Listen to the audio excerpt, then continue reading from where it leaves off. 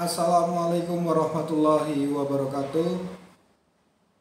Selamat pagi, siang, sore, malam semuanya rekan-rekan mahasiswaku dimanapun dan kapanpun dan apapun aktivitas kalian. Semoga mendapat keberkahan dari Allah Subhanahu wa Ta'ala. Rekan-rekan mahasiswaku semua, pertemuan kemarin kita sudah menyinggung mengenai konsep filosofi.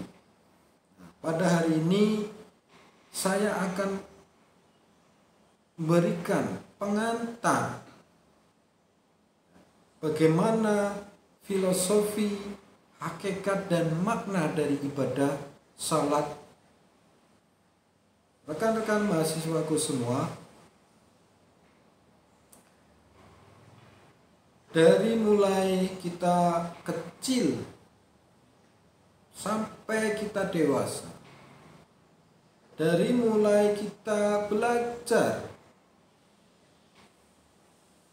di level pendidikan dasar, menengah, sampai perguruan tinggi, kita sudah memahami, kita sudah tahu, kita sudah melaksanakan dalam kegiatan kita, dalam kehidupan kita sehari-hari, yakni ibadah salat.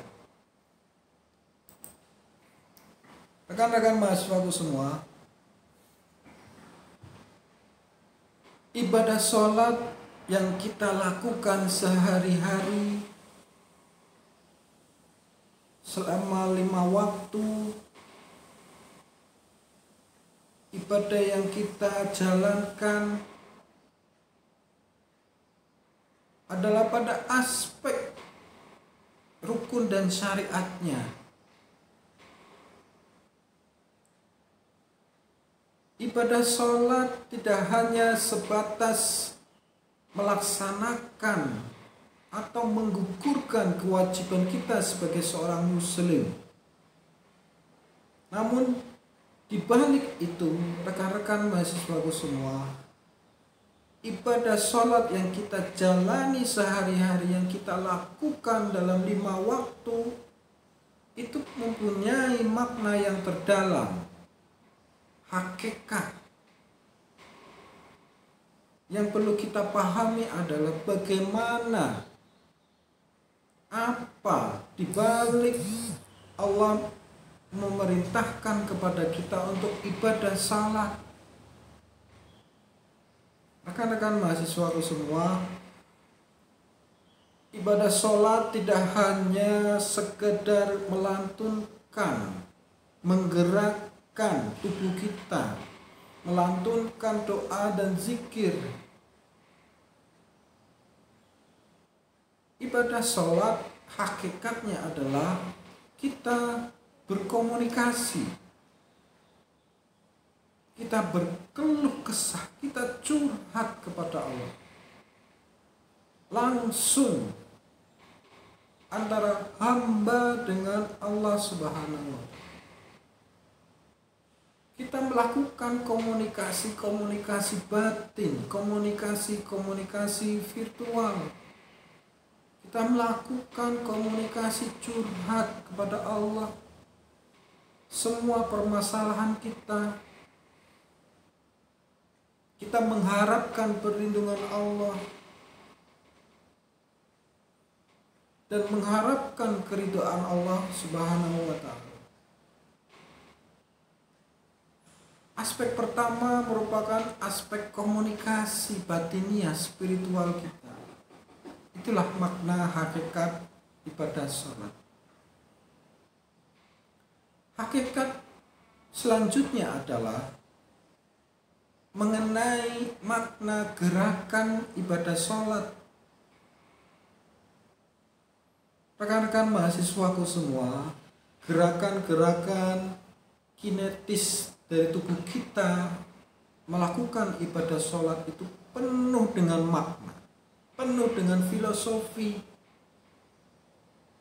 Dari mulai takbir Allahu Akbar kita melafazkan asma Allah dengan Allahu Akbar saja, itu punya makna yang sangat luas dan dalam.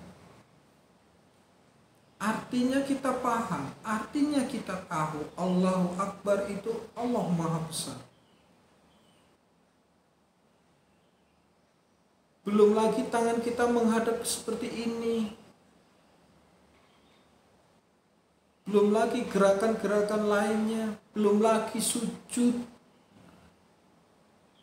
belum lagi tahiyat akhir. Rekan-rekan mahasiswaku semua,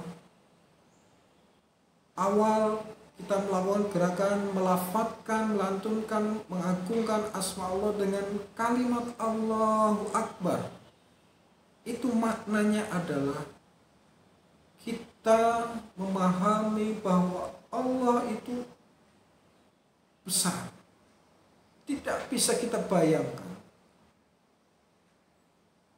Selain Allah Maha Besar juga, bagaimana dalam diri kita,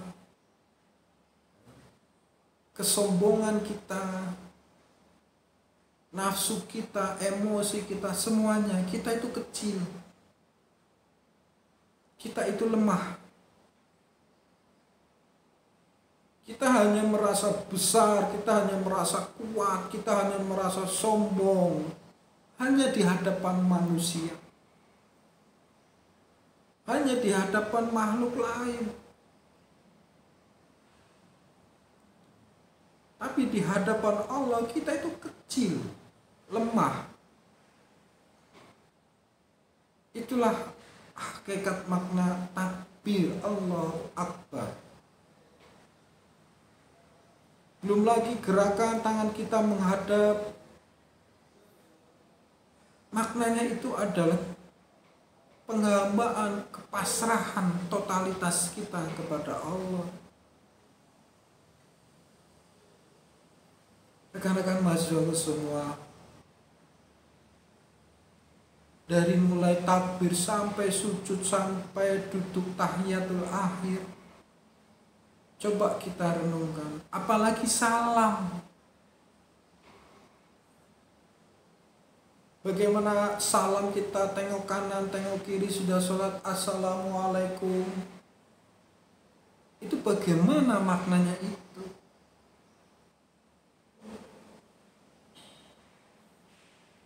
Salam dalam sholat saja punya makna spiritual, sosial. Kita tengok kanan mengucapkan salam kepada saudara kita sebelah kanan. Kita melihat kondisinya, kita memahami kekurangannya, kita menyapa saudara-saudara kita, tetangga kita.